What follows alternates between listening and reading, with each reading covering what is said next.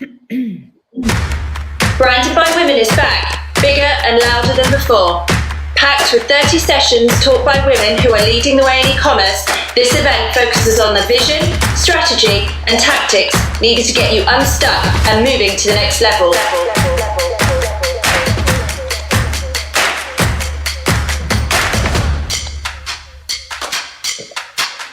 2020 has seen a growth in online shopping like never before. It had the highest year-on-year growth ever and shows no signs of slowing down. Whether you are just getting started, already own an e-commerce business, or are gearing up for an exit, the Branded by Women speakers will share stories, teach strategies, and give tips for achieving success. Expand your knowledge, be inspired, and let's achieve together.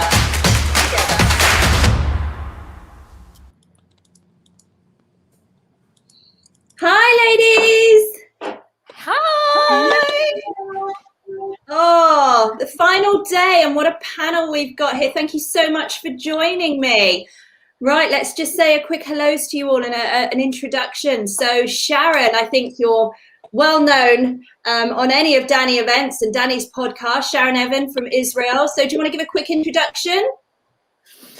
Yes, first of all, thank you for having me on. And my name is Sharon or Sharon. A lot of people have started calling me by my real name lately. So, or Sharon, it doesn't matter how you pronounce the name, Evan. And I am an Amazon seller, and I am also off of Amazon seller, and I also do one-on-one coaching with people. And I'm also a co-host on Seller Sessions too. And that's me. I'm glad you introduced yourself, because I had a long list of things that you do and I'd have got lost. Yeah, you do everything. Melanie, I think you're on mute, but you want to do a quick introduction? Oh, hi guys. It's Melanie Shabangu from Avask Accounting. I am one of the co-director founders of Avask, and what I do is I do tax, accounting, recently co-authored The Online Hustle, and what else do I do? I'm also a mum.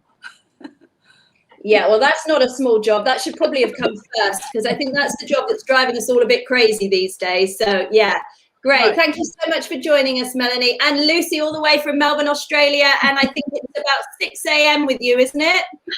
It is 6 a.m. So we're leading the world in time. So I'm in the Saturday and you're all in the Friday still. So, so Lucy Sherman from Australia. I've been selling on Amazon for 6 years. 5 years, 6 years, and recently sold my business last year, or one of our brands last year, and now we are in the process of building up brand number 2, 3, and 4, which is a little bit crazy. But yes, mum as well, but we're very lucky. We're not in lockdown right at the minute, fingers crossed, so life is semi back to normal for Australians. We're very lucky. We're an island, bit of a bubble, so we're doing well. So it's great to see everybody.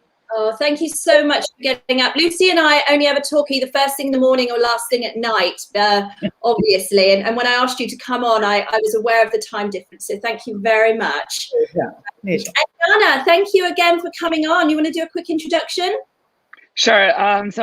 My name is Jana, and I'm the owner of Wild Tea Translations, and we help sellers expand to international marketplaces. And I'm very passionate about what we're doing. I have background in languages and e-commerce, and thank you so much for having me on today. Oh, you're very welcome. So I'll be your host for today. I'll be your host. We're waiting for Cara. I'm not sure. Cara's always the late one coming into the party, the loudest, but the last one here. So she might hop on in a minute. But so Michele Venton, based in the UK. So privileged to be asked by Danny McMillan again to host this, the final day of Branded by Women. My experience is on Amazon. I recently exited a brand similar to Lucy, just a little bit before you. And yeah, I don't know whether wisely, foolishly, crazily, I'm going for it again, Lucy, but only with one extra brand. I'm not as crazy as you, obviously. So I just wanted this opportunity, really. I mean, what an amazing lineup we've got here. I mean, from accounting to, brand owner to translations to Sharon, who does everything. I mean, I guess we've got it all here on the call. So I wanted to just go around and obviously we've had Athena here's Cara. Hi, Cara. Oh, technical issues. Apparently StreamYard doesn't work on an iPad. Oh, Oh. okay. Well, we all know that. Oh, I love you. Let me see your T-shirt. Superwoman. Yay. That's what we are. And Cara, you I love are your hair. Yeah, you are Superwoman as well. Laura, give us just a quick introduction to yourself for those who haven't heard of you or seen you before. Okay, so I'm not your, I suppose, typical Amazon seller in that I didn't actually start out meaning to sell on Amazon, but I bloody love Amazon. I invented my range of products about 11 years ago now, and they are the UK, US, and various other countries' best-selling baby product. It's called Snooze Shade, helps babies sleep when they're out and about, also protects them from the sun. And I have learned Amazon in, what's the word? It's been a baptism of fire over the last few years. I love them and hate them in equal measure. I have my, what I call my seller central streak of white hair that goes through. But you know what? It can be done. And I went from basically sort of mid 6 figures to 7 figures just through Amazon, and increasing profit margin and turnover and all the rest of it. And we seem to have lost Michelle. She seems to have gone walkabout into a black swirl. It's okay. If Michelle isn't here for a second, there you are. She's back. Oh, So it's all good. back. She's back in the room. Can you hear me? ran away. Back? Yep, you're back. Or not. That's the effect I have. Yeah, sorry. Yeah, but I know I've got you as my backup, Sharon. So I have got very unstable Wi-Fi. I've kicked my son off the Xbox to try and boost it. So we'll see where we go. But I missed your introduction, Cara, but I know you so well anyway. So yeah, I know it all. Yeah. So let's dig in then to some questions and opinions and thoughts. I think the thing that strikes me at the moment, I don't know about you ladies, but every day I kind of take a moment or two to sit back and just try and understand what's happening in our industry. And Sharon, I was listening to one of your podcasts on Seller Session with, I think it was Anna Davidson. You were talking about sourcing products on Amazon today. And you opened up by saying, you know, this is such a different marketplace to when we entered 2014, 15, 16. It has changed beyond recognition. And it can either be a very exciting time, or if your mindset's slightly different, you might be a little bit worried about what's going on. And I've been thinking about this a lot and just, you know, wishing I had a crystal ball to see where it was all heading. I think change is inevitable. I think it's usually for the best. And as we all know, we just have to learn to roll with the punches and pivot quite quickly when it comes to Amazon, or I would say anybody selling any products, whether at retail, online, everybody's having to pivot and change these days. So I just wanted to put the question out there really about, do you think that there is still an opportunity for like the small individual sellers? Think about how we entered into this market several years ago. Maybe not yourself, Cara, because I know you approached it very differently. But if you were new and you were trying to, you know, break into this Amazon industry and use Amazon as one of your platforms, do you think there's still an opportunity for that lone seller to choose a product and to have a home run with one ASIN or one SKU? Do you think that's still possible? Or do you think the whole model has changed and has to change? I know we're all teaching it very differently these days, but I am still approached time after time by people who contact me and they send me to their listing and it's a random product on Amazon. And I have to choose my words very carefully because they're being trained and they're being taught all the time. All of it's wrong, isn't it? Yeah. So I just wanted to put that question out there and see what your opinions were, how the landscape is now, and what you would tell somebody if they were sort of approaching it that way. And I will start off maybe with Sharon. I am very careful with what I say today because I work with so many sellers. I don't live in my bubble. And if it was my bubble, I would say I believe in brand building. I believe in what all of us, I think, that sell on Amazon here do, which is knowing who your buyer avatar is and selling products to that buyer avatar. It's fine to have different brands. You know, we've got multiple brands as well. However, I have seen people exit. I've got someone going through an exit right now with Upsilon, which is like a mini, you know, Thrasier with only 3 products. And I would have done it differently. And those 3 products, you know, aren't necessarily within like the same niche, Do I think that that's something that's going to be for the long term? It's tough because I think everyone gets into, each one of us will walk a different path. But I think that if we're looking for the long term, I think the worst thing anyone can do is put all their eggs in one basket. I know we're focusing on Amazon, but all of us have also, all of us are also been off of Amazon as well. And the only way to do that, in my opinion, and in my experience, is if you actually work on brand building. If you're selling products randomly, if you're selling a random jade roller and a random decor product and a random baby product and everything's random, it's going to be a lot tougher for you to get off of Amazon as well. Whereas if you've, building a brand, you're building a following, right? And someday Amazon, for some random reason, decides that you no longer can sell on Amazon, you've got that backup there, right? So my opinion is that there are people that are selling random $1, $2, $3, 3 products. And there are people, that have, I think Kata, who's just in the notes here, in the comments, I was watching her on the Endgame Network, and she said that she's got 4 products, and they're all $1 million products, right? So I do think that there are people that can have, and Kata's an example of it, a couple of products and have $1 million products. I just don't think that there's that many of them. And it's much better to, in my opinion, work on brand building in the long term and not just trying to make quick money. That's my opinion.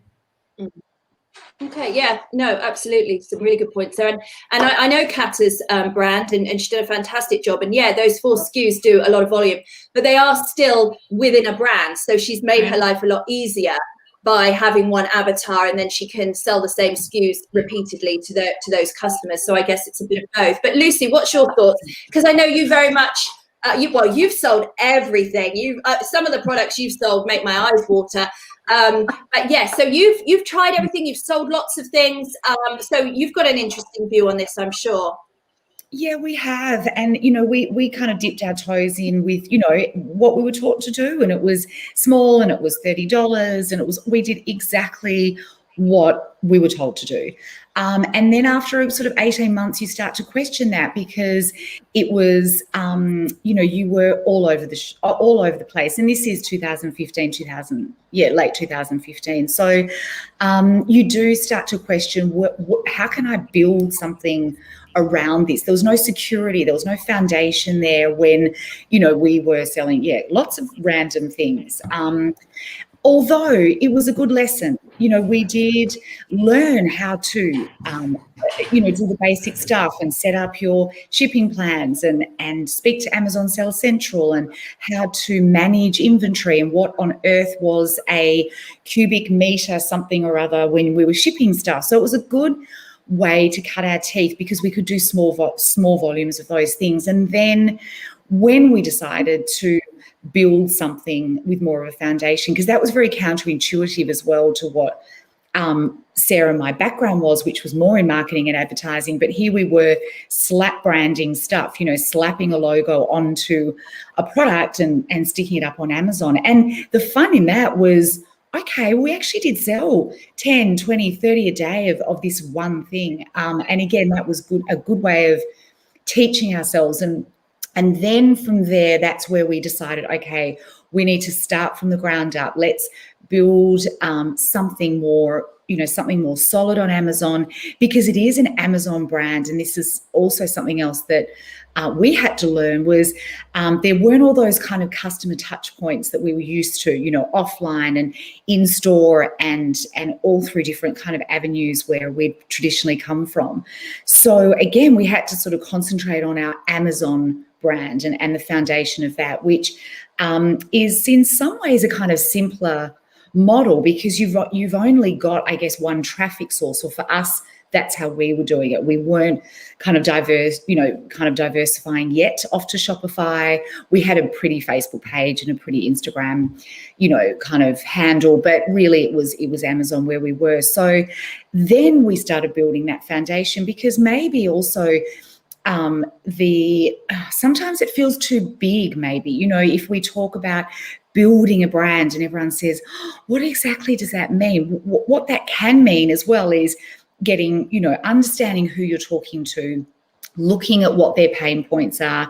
And it's one product at a time. This does not need to be 0 to 30 SKUs, you know, to build a brand. It can be 1 or 2 products, solving that problem, speaking to that same person, and then building it out from, you know, from there. And, you know, the brand that we sold last year, we had only a handful of SKUs in there, but they were talking the same sort of language, the experience, the values that were around that. But we didn't we certainly went wide.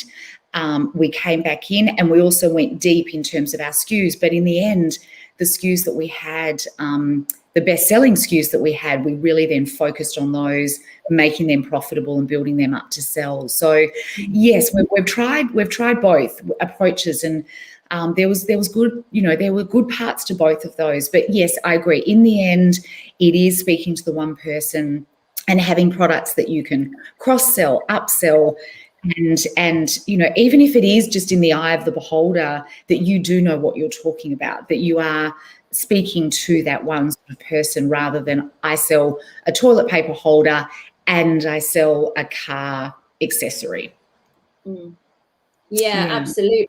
Yeah, absolutely. And, you know, from my point of view, I think if you can find a product where there's a gap for you to come in that isn't, you know, already saturated. I mean, if, like you said, a toilet roll holder, if you can find a way to differentiate a toilet roll holder so that you can go up against somebody who's got 5,000 reviews and, you know, five stars on their listing, then fine. That's the only way you can compete against them, is to differentiate. But it's very hard to find that kind of opportunity. It's either very hard to find a product that has got demand that someone else hasn't already found and you can go in there, or it's very hard to find a product that's got demand and you can differentiate so that your conversions will be higher on that keyword over there. It can be very difficult. So I agree. And Jana, from you, I mean, you probably work with a lot of clients, you see a lot of brands. Are you still seeing a lot of success with sellers that are just selling the odd SKU here, random SKUs not linked to any brand at all? Are there any new sellers that you're seeing coming up with this? Yeah, well, right now, like, the brand game is like really, really strong. And a lot of people like really putting a lot of effort and a lot of knowledge and everything they have into just kind of putting their brand out there, and so that people can recognize the brand and then buy them products. Because we usually work with sellers that are really big in the US or in the UK, and they want to go to Europe, but Europe is a completely different game than it is like in the States, for instance. And what's very interesting is like a lot of sellers are now going to TikTok, which is really interesting because TikTok is really, really good for branding, and TikTok is going to be the next big thing out there. And I've got some like really cool info about like insider info from like TikTok about like different ads and stuff like that. And I think that that's going to be different this year. Like in 2021, I think a lot of brands and a lot of products and internationalization would like go to TikTok basically, and this is what they will use for their products, because I think 70% of like the audience would buy something on TikTok, and it's a common misconception that sorry it's a common misconception that there are only kids on TikTok, because basically ages 18 to 34 make 40% of TikTok. So that's very interesting. So I know this is not exactly what you asked me, but I was just like, I really want to put this out there because I think it's very important. And I think whoever adopts this like first, like no matter like an early in early stages of selling or maybe huge brands, I think this is definitely going to be something which can help them scale immensely, and it's not that difficult. And I think it's important to get there first, honestly. This is what I've seen that works, really. Yeah. And I suppose in general, it's really just, you know, as Norm Farrar would say, the rise of the micro brands. It's the world has changed so much that people like you, people like me, we can create a brand, and whether we, you know, have our distribution channel as Amazon or whether we've got social media with a Shopify site, it doesn't matter. Our specialism is obviously the Amazon platform, but there are people killing it out there by doing the social media and having their shops on there or tying it into a Shopify site. But I suppose what we're seeing is this massive shift into these micro brands that, you know, is now possible to do from home. You don't have to be one of these global names that has factories and, you know, huge retail outlets everywhere. And Cara, obviously, you've got a superb brand that probably didn't come from like a vision of a whole brand. You came from a product idea that didn't exist that you created, and now it's led to a brand. Yes, but I always had world domination in my sights. And I do think that actually, when you start a business, one of the things we're talking about when you sort of say a brand is actually a focus, right? So like having lots of different random products is not focused. So be focused. So for example, I'm actually thinking about starting my own sort of sub-brand, well, nothing to do with Snoo Shade at all, in homewares, because there are so many products that I see that aren't there and they don't do what I want them to do. And so, my mum, for example, I wanted her to order me some stuff for Christmas and she couldn't find things to order. I'm like thinking, there's a gap in the market. I cannot be the only person who wants this. And I'm not talking about products that no one else has got. I'm just talking about creating a cohesive home. Basically, what you're doing is you're creating a stable of products that have a home in a place that people can find it. I also think that Amazon is an amazing sales channel, right? Absolutely incredible. But actually what I'm doing is I'm using the money I'm making on Amazon to build my brand even more offline. I mean, I actually started offline.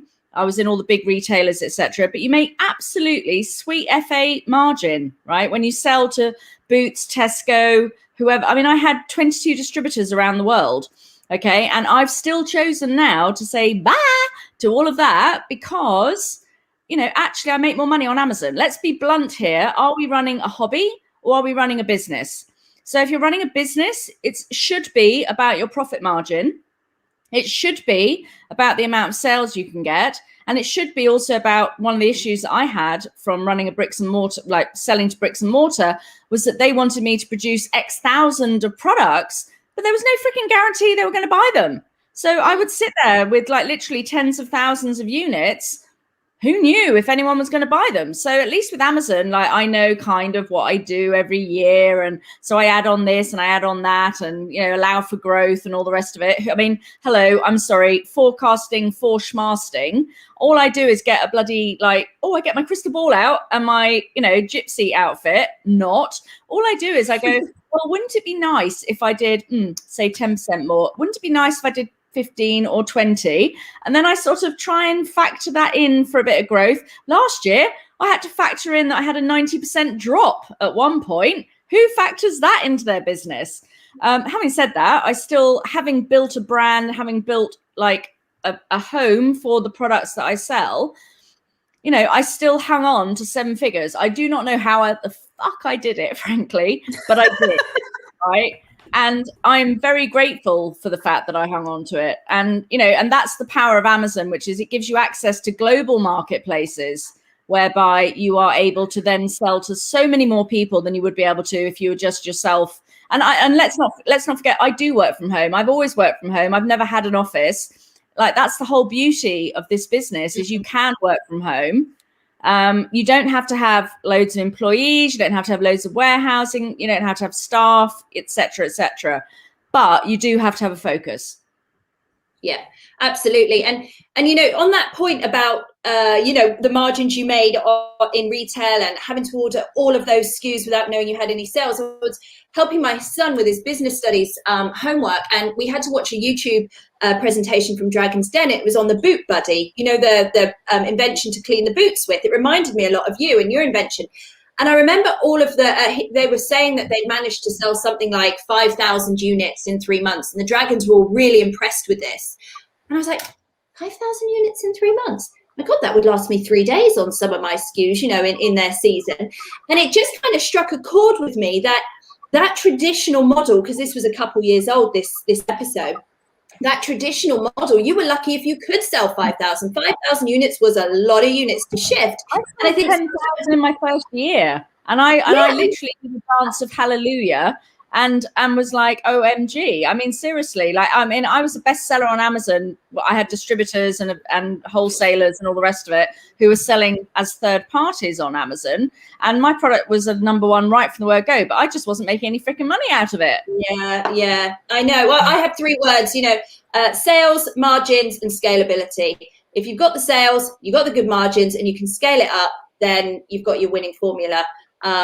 Easier said than done, but those are the three things I focus on the most, I think. And Melanie, over to you, because obviously you have the luxury of working across so many hundreds of accounts, most of them Amazon sellers or a lot of them Amazon sellers. What are your sort of feelings on this subject of where the marketplace is going, and the type of successes you're seeing with your sellers and the branding? Yes, hi there. I would say from our side, it's a matter of the fact.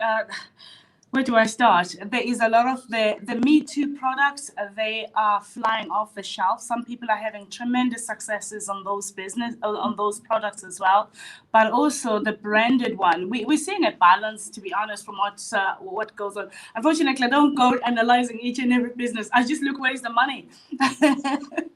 Absolutely. But of course, you get interested in those that are making more money or maybe less money. It's the guys that are in between that you think, okay, it's business as usual. They're still going. But if they're making less money, I think you lean more onto that side to understand as to why they're making less money. And I can say that Amazon, the increase in the marketplace is been more than 40% or 60% within the Amazon sales. But at the same time, let's not forget that there is other people that have really suffered during this time. There's people that have had to stop selling whatever that they were selling to sort of like start all over again and find a new niche. The people that their business has really tripled and scaled massively, I would say they are really, really take that as a fantastic opportunity and be grateful for it, because there's somebody else who's closed their business down. And I know we always talk about everything is great because we're looking at ourselves that it's fantastic, but I would say from our point of view, where we see a vast majority of the spectrum of what's going out there, there is people that have had some tremendous success through COVID. There is some people that have had to stop their businesses altogether. But I would say it's now looking at the fact that it's 2021. Find your niche products that is going to work.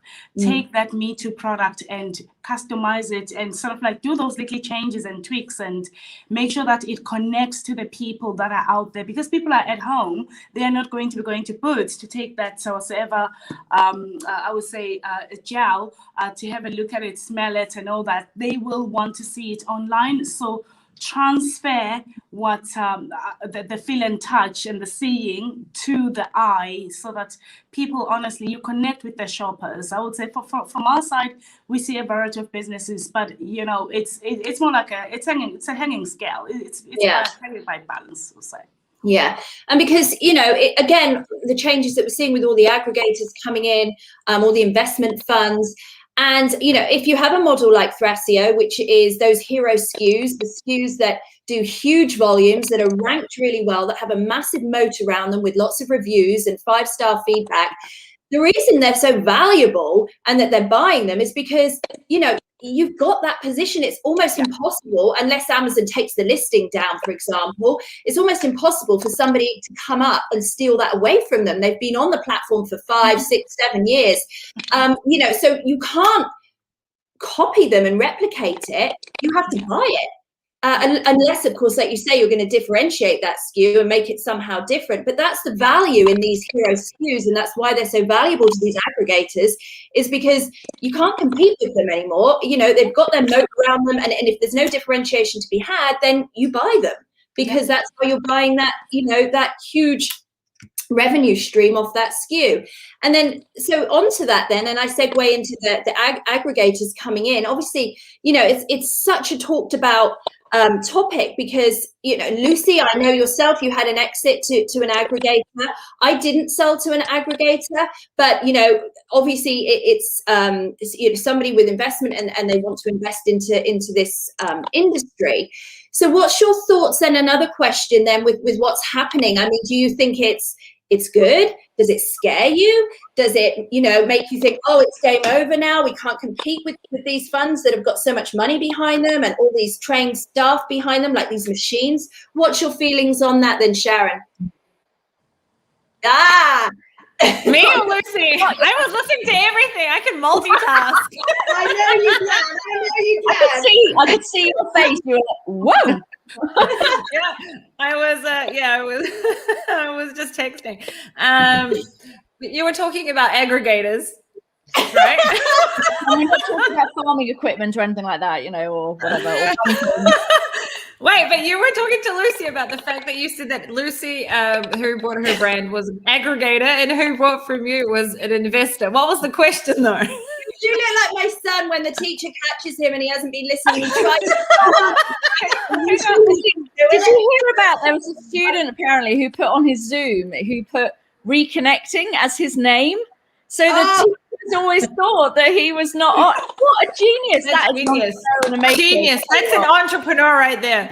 But what really was the question? I've got Wi-Fi problems. I couldn't hear the last bit of the question. That would have been a good one. Okay, well, I'll give you a second. I was shocked. It was really funny. That's great. Let's get the question to Lucy then, because Lucy, obviously you did sell to an aggregator, and Sharon, the question was, what are your thoughts? Does it scare you? Does it feel, think that there's excitement in the industry and more opportunity? I'll go over to Lucy first and then see what your thoughts are, Lucy. I'll answer after. I love a saying, the rising tide, can someone finish it for me? Like raises all boats or whatever that is. And it's funny, I spoke to a journalist yesterday who contacted me, and she writes for a magazine in the US, and we were chatting and, about our experience. And she said, we were then talking about who the aggregators were. There are so many, this is also where the opportunity lies, and having listened to, through different, Branded by Women and other conversations that have been happening, there are now some I've never even heard of before. And so this journalist said to me, there are so many. I guess what will happen is that the cream will rise to the top in terms of the aggregators. I think that they're giving us an opportunity maybe like we've never had before. And I'll give you an example. My experience was 2 years ago, we approached a broker to have a discussion. What do you think about our brand? Is there an opportunity here for us? And of course they said, yes, give us your P&L. And we did all the right things, and we gave them all our, opened our house, and they came in and, not literally, but virtually. And it was kind of, it was arduous. We spoke to a couple of buyers and potential buyers, and these people this was their life savings that I was trying to convince, I guess, that our brand was worthwhile to them. And I just, it felt scary to me, because quite honestly, sometimes Amazon feels like a house of cards, and our business was built mostly on Amazon. So I'm talking to these people and I wasn't feeling the confidence that I could. It's not like I was selling my house. Walk in, it's 3 bedrooms, 2 bathrooms. Here it is. Here are the keys. Unless it burns down or there's a flood, it's a pretty solid investment. My home, my business at the time, and all the time, we are really hoping, working towards building something of sort of value. But it didn't feel right to me when I was speaking to individual investors about our business. So 2 years later, it doesn't mean that it was all care, no responsibility, but we were speaking to someone with a lot of money, a lot of backing, a lot of processes. They understood a shipping plan. They understood what a fulfillment report looked like. I didn't have to say, oh, you go in, you click down on this button. That's what it felt like the first time for us. So the broker to the mum and dad, mum and pop, sort of investors, it felt like it was going to be a long, scary process. The aggregator for us was quick. We were selling to a big business, like I said, so I didn't feel, not that we were, there were no skeletons in our closet, which was good. We ran a clean game, we had a clean business, but I felt much better selling it to them because I thought, you guys are fine, you've got backing behind you. And back to what I said about this journalist saying there are a few now, and they're good, and they are really here to buy businesses, and they're here for business. They're here to grow their business. So That's great for all of us. And, you know, our first brand was big, our second brand not so big. And we're already thinking, okay, well, even if it's worth what it's worth, it's like if you have a small apartment or a huge big mansion, the small apartment suits some people, you know, a couple with no kids, that's perfect for them and they'll pay whatever for that. Your huge mansion is going to be better for the family with 5 kids, but that's okay. There's still value in both of those propositions. So brand number 2 for us might be a smaller, you know, less sexy, may not even be 7-figure exit. It probably won't be, but I'd be quite happy with a 6-figure exit in the next maybe 6 to 12 months. And as I said, the aggregators are good at what they do, and you can just hand over the keys to your house. You don't have to do anything too much more than here it is, there you go. And maybe there's no guilt associated with that. And not that there would have been guilt anyway, but does that make sense when you are selling? Absolutely. And even the aggregators will admit that, you know, sometimes they, not a lemon, they don't buy a lemon, but sometimes they have these businesses they buy and they don't work out, but it's not as big a deal to them because it's not their whole life savings pumped into them. They've got backups, they've got other businesses then to keep going. Whereas if you sell to the mum and pop who sold their house to buy it, then that's a lot on your shoulders to have to sleep with it. Sure. It's a bit like adopting a child, isn't it? So, you know, do you sort of hand over your child to, you know, somebody who looks lovely and they, you know, and they'll put all the effort in and everything else, but really have they got the sort of backup behind them to sort of keep your child in the style to which it would either is accustomed or would like to become accustomed to? I mean, I've actually had 3 companies approach me in the last couple of weeks.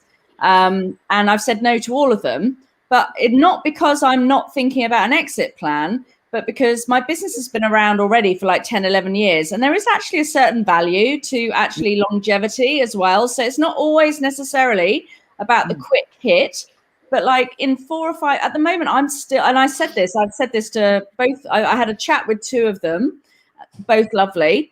One of them just emailed me and I was like, yeah, whatever. But 2 of them I had a chat with, and either via email or via Zoom. And I was just like, do you know what? I'm actually learning still what I'm doing. I'm enjoying what I'm doing. This is actually making me money. It's putting money in my pension. It's earning me money to live on. And do you know what? Right now, this is not the right time to sell. But actually, in 4 or 5 years' time, I could be I most likely will be in a totally different position.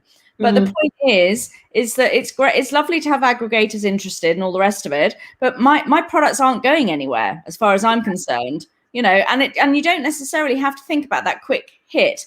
You know, if you're enjoying what you're doing, you're earning money, you're making profit, then, you know, I do think there is this sort of pressure in a way that I see on Amazon businesses, which is to focus on the exit. It's almost like you focus on the exit before you entered the room. You know, like actually enjoy the journey and enjoy the learning of it all, and, you know, earn some freaking money. I mean, I have also seen loads of people who are mentoring, and I'm like, oh, so what do you earn? Oh, I don't earn anything. I'm like, well, how can you be mentoring if you're not actually earning any money, like doing this business? That just seems mental to me. It's like completely cray-cray. Yeah. So, I used to think that. I used to think people that are teaching it obviously aren't doing it. But actually, now I've looked into it, and believe me, there are a lot of people but I know, like Sharon, you consult, you do mentoring, and you run your business. But I think almost now, whereas before I would have that feeling, and like you say, there are some people like that. Now I think it's just a skill set they have. They're really good at it. Don't get me wrong. Don't get me wrong. I totally agree. It is a skill set as well. But when people are talking about like my business, and then they're selling themselves on the basis of the fact they're running this business, you've got to actually look into the detail of what is the business they're running. Because frankly, if you're running like a 4 or 5 figure business, what the hell, how do you know what it's like to scale, or how can you help? If you can't scale yourself, you know, what are you doing? That's my perspective on it. You know, I absolutely agree with Cara. Totally. Yeah, you're absolutely right. Because it's just like tired of seeing like people who are like, you know, mentoring other people how they should scale and how they're building a team when they're having like a 4-figure like business. That's just like ridiculous. I used to work in public relations, okay, which is completely different. But, you know, a one-man band PR person versus somebody who's running like an international PR conglomerate. It's a very different skill set. Like, don't get me wrong. I'm not saying that the one-person band isn't doing a great job, but there are lots of different issues. You don't, until you've actually dealt with them, you know, how do you help other people when you haven't actually experienced any of it? Do you know what I mean? I'm not saying parts of it. Don't get me wrong. Yeah, Melanie, you had something to say? Yeah, I know it's sort of like spiral to something else, but going back a bit to the aggregators, for me, I would say it's so good to see entrepreneurs that are coming into business with the view that they are going to be exiting, and there is somebody that is out there waiting to buy their business. You know, when we are engaging with people now, it's not like we're going to be having a lifetime client who's going to become a friend, but we're looking at somebody who's going to be selling their business in 3 years and 2 years time. For me, that's the exciting parts that I am finding actually in this place. And the fact that, you know, directors don't tend to pay themselves a lot of money because they're plowing everything back to their inventory. They could if they wanted, but it just means that the growth is going to be slower.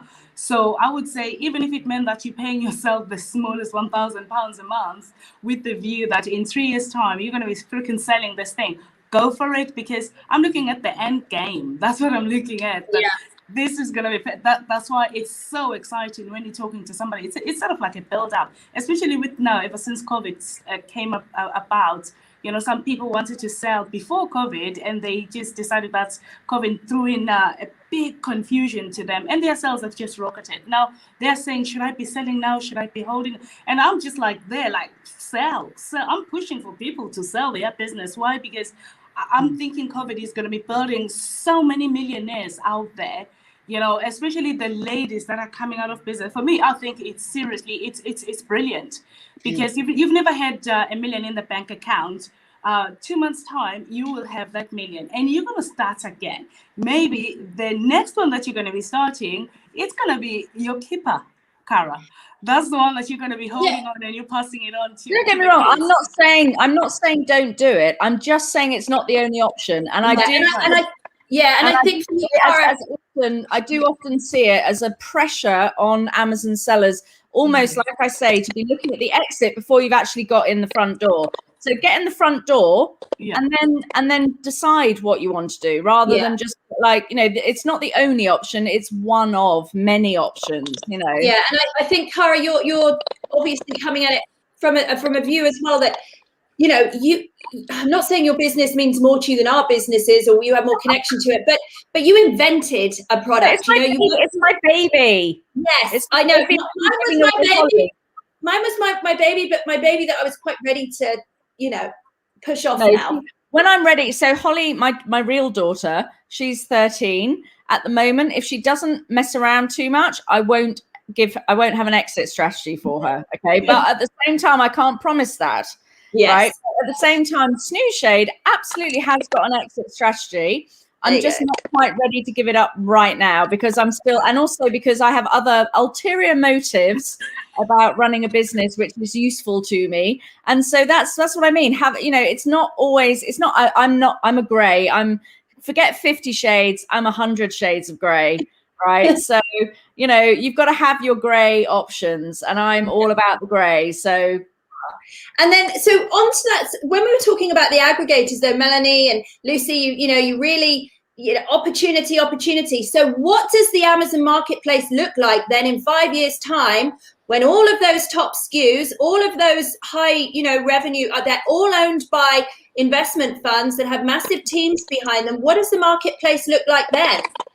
Can I just say? Go, Melanie. Go.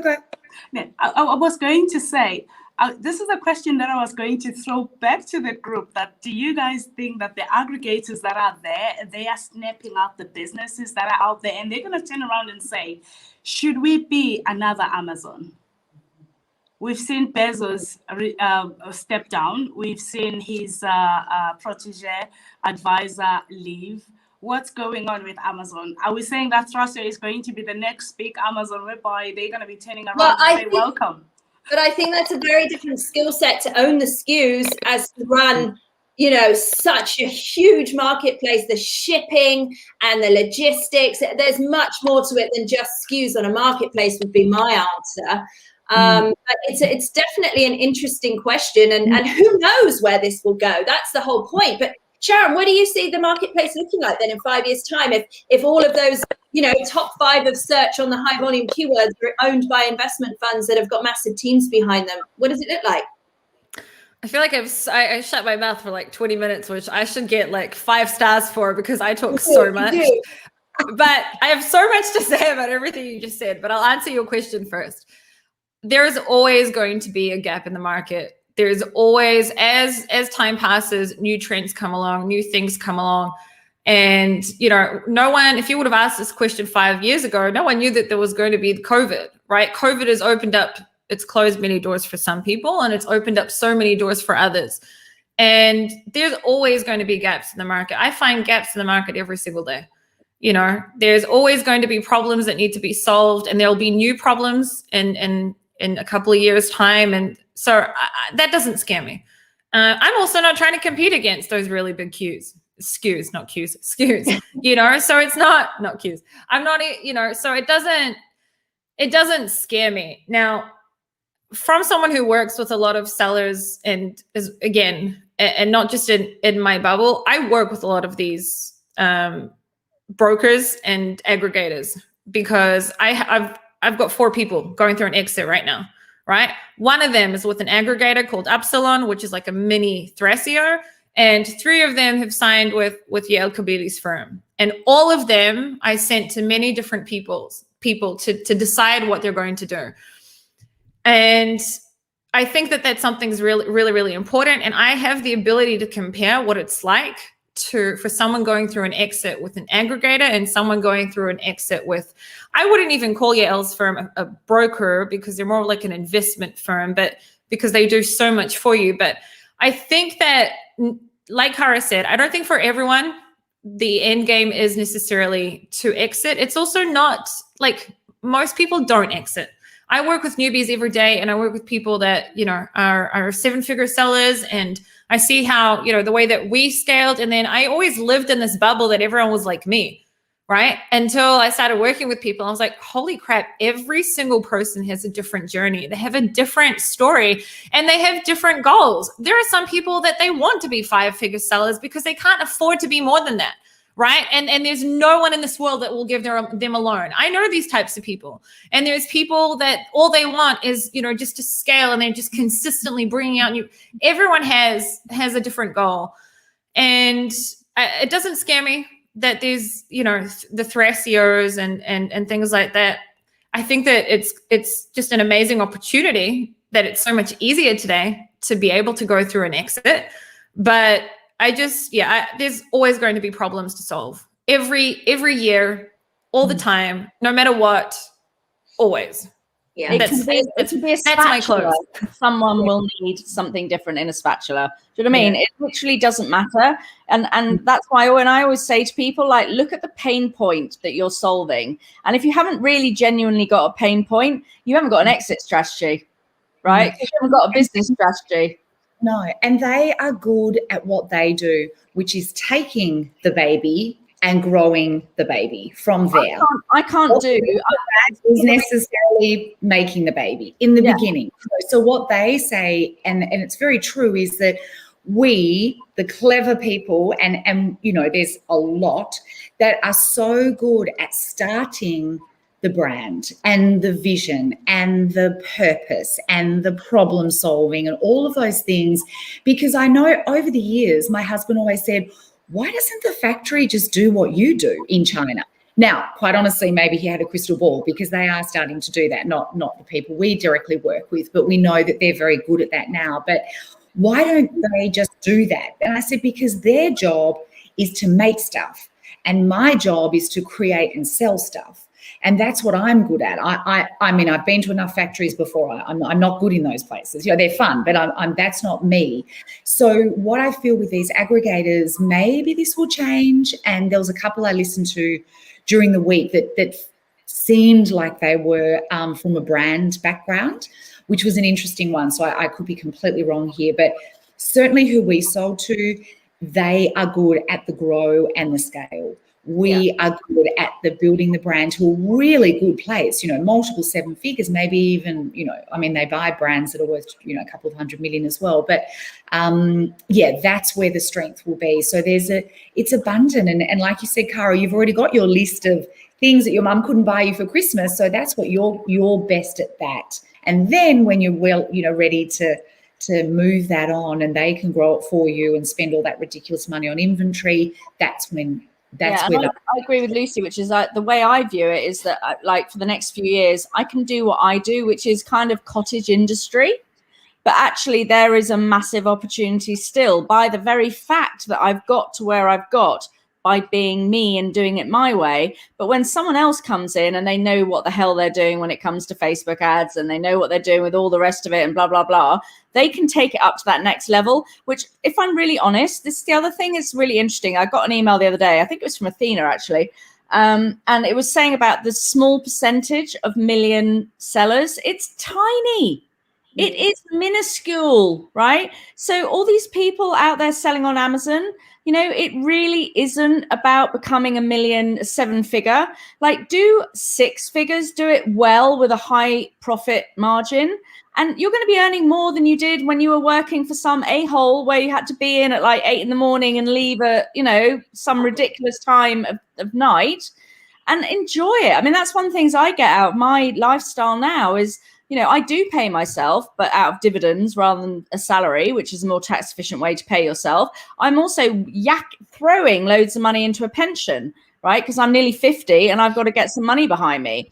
And, and all of these things come into play. But I know that when I do hand over my business, it will grow even more because I can't. And actually, if I'm honest, I don't want to grow it. Like you were saying, Lucy, I don't want to have gazillions in inventory every year. I'm quite happy at the level I've got it.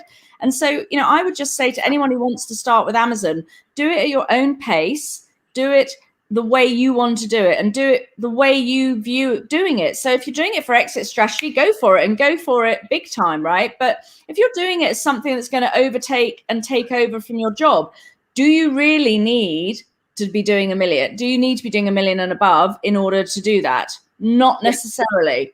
It's all about choice. Lucy and I quite often, we have a call every so often.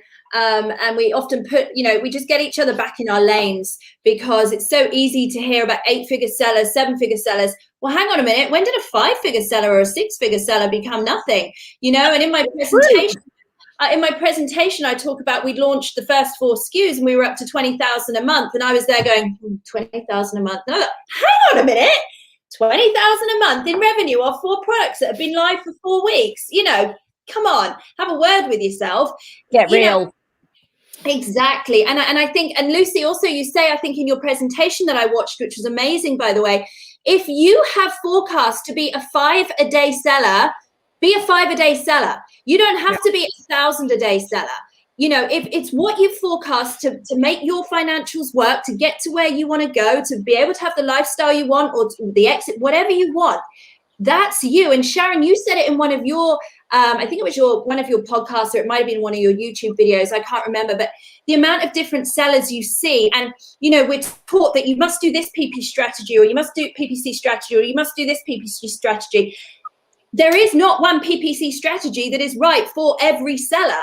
Everybody comes at this different, with different goals, different expectations, different starting points, different financials. Everybody comes at it differently.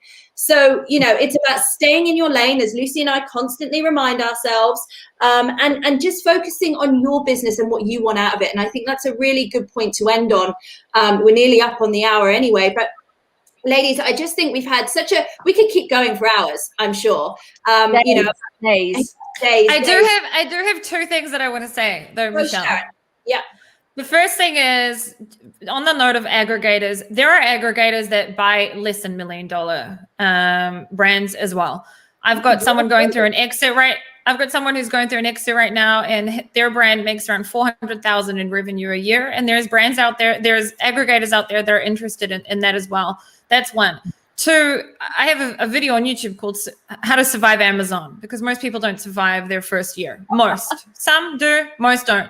And that's one of the things I say there is, you know, people are so focused on other people's numbers. And there's a saying, I think, that says something along the lines of, don't compare your chapter 1 to my chapter 20 or something like that.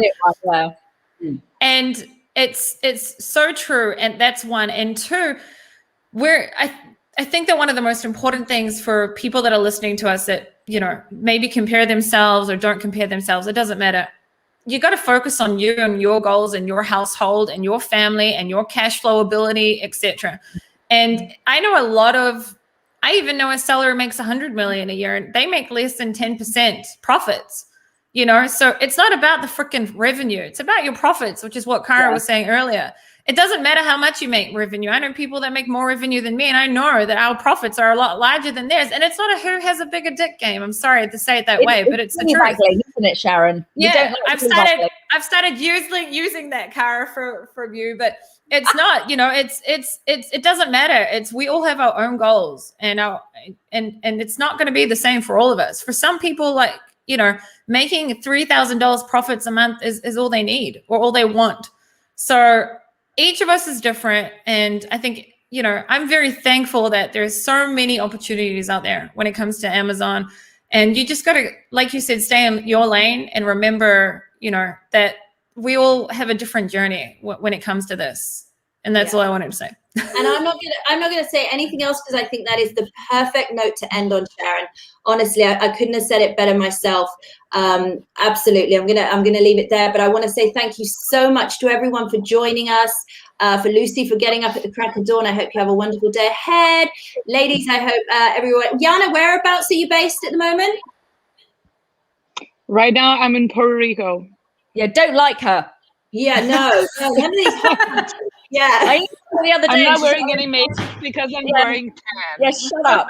I emailed her the other day and she's like, I'm in Puerto Rico. I'm like, I can go off some people, you know. Yeah, I have Facebook's off for me for the next few days because everyone's in Cancun and I just think, no, I don't need to see all of that while I'm in lockdown in England. Wrong. No, exactly.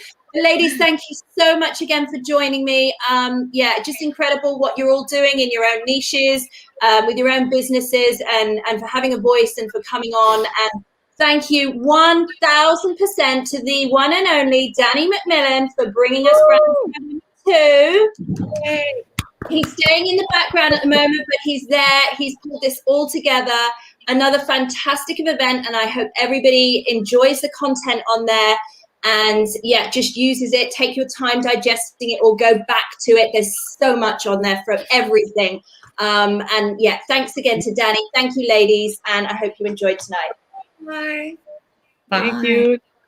Have a great weekend. Branded by Women is back, bigger and louder than before. Packed with 30 sessions taught by women who are leading the way in e-commerce, this event focuses on the vision, strategy, and tactics needed to get you unstuck and moving to the next level.